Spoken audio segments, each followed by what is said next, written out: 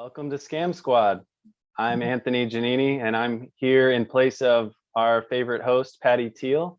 And of course, today we are with Deputy District Attorney Vicki Johnson, who is giving us the latest updates on what's happening to consumers regarding scams.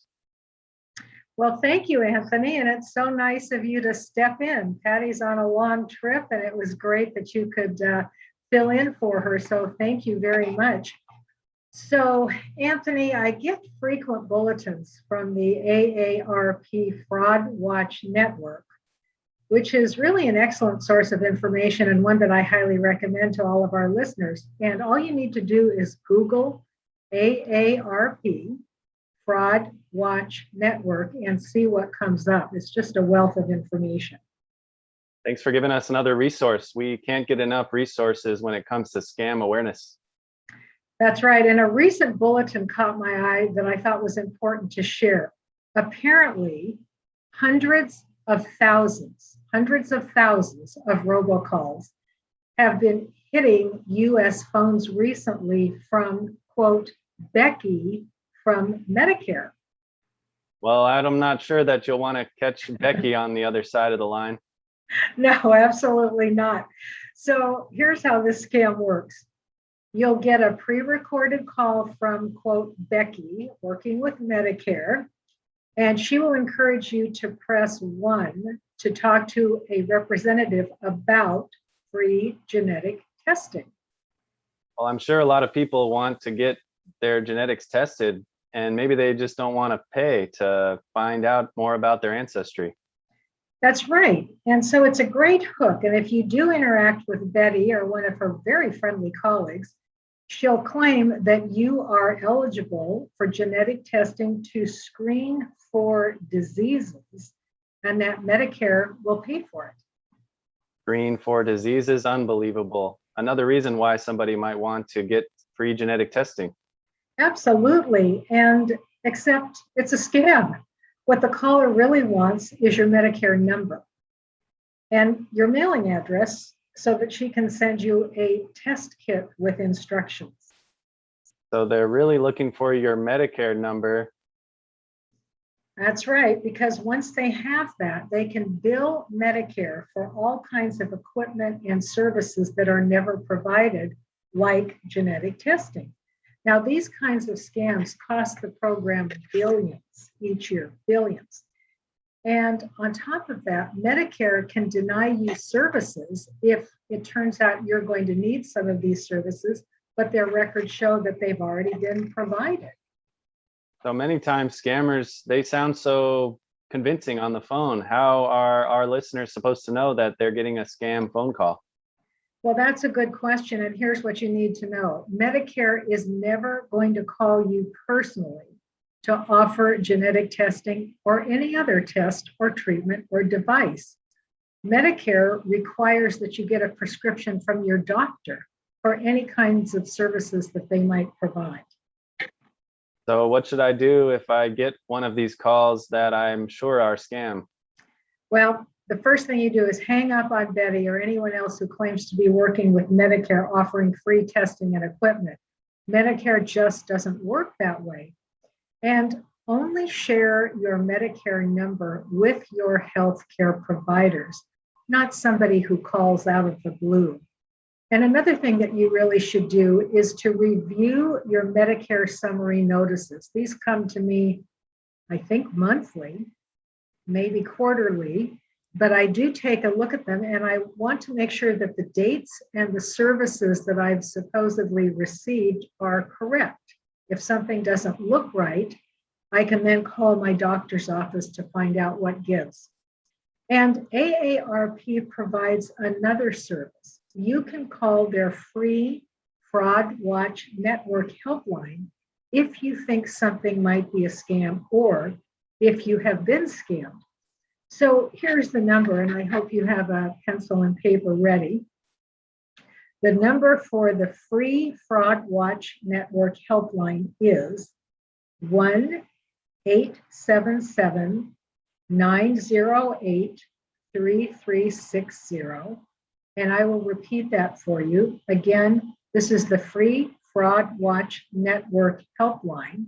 if you've been scammed or if you think the phone call you got might be a scam and you want to check it out with somebody, 1-877-908-3360.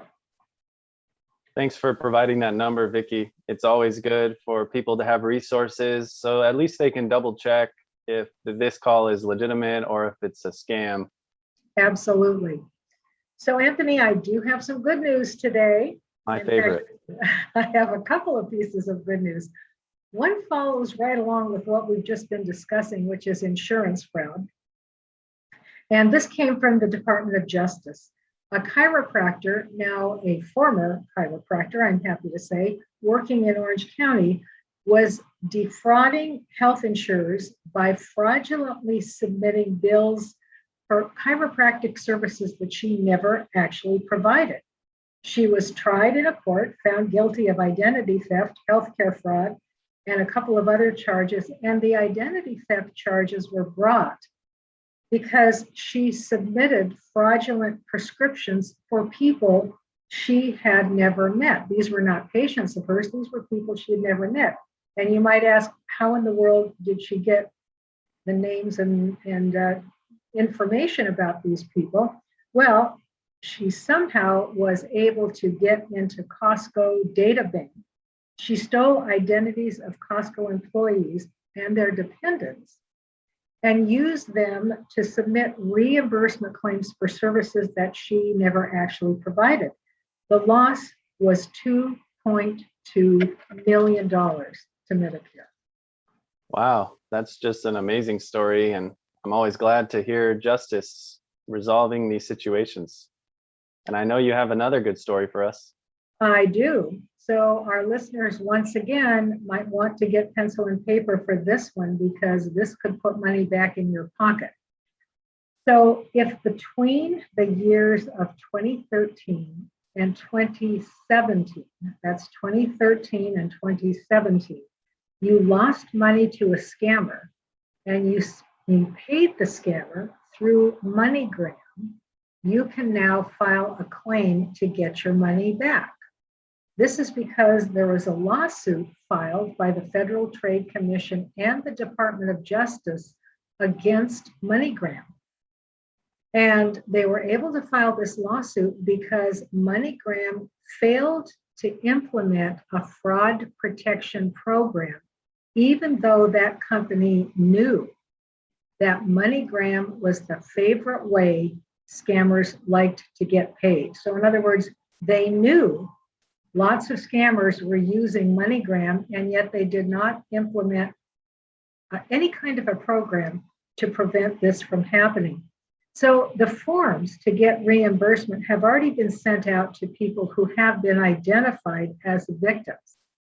For example, people who might have filed a complaint with the Federal Trade Commission or with the FBI, and remember how I'm always encouraging people to do that, even though it may feel to you like it isn't going to amount to anything, you may just run into a situation like this where you can get your money back. And if you were a victim during that period of time, 2013 to 2017, and you didn't get a form to fill out, go to, and here's where you need a pencil and paper, www.moneygramremission.com.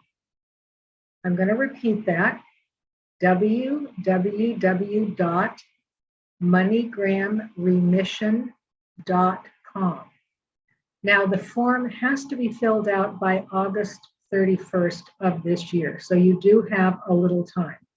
And if you didn't have a pencil and paper and didn't write this information down and would like to get it, feel free to call me on my fraud hotline, which is 805-568-2442. So I think that's it for today, Anthony. Thank you so much.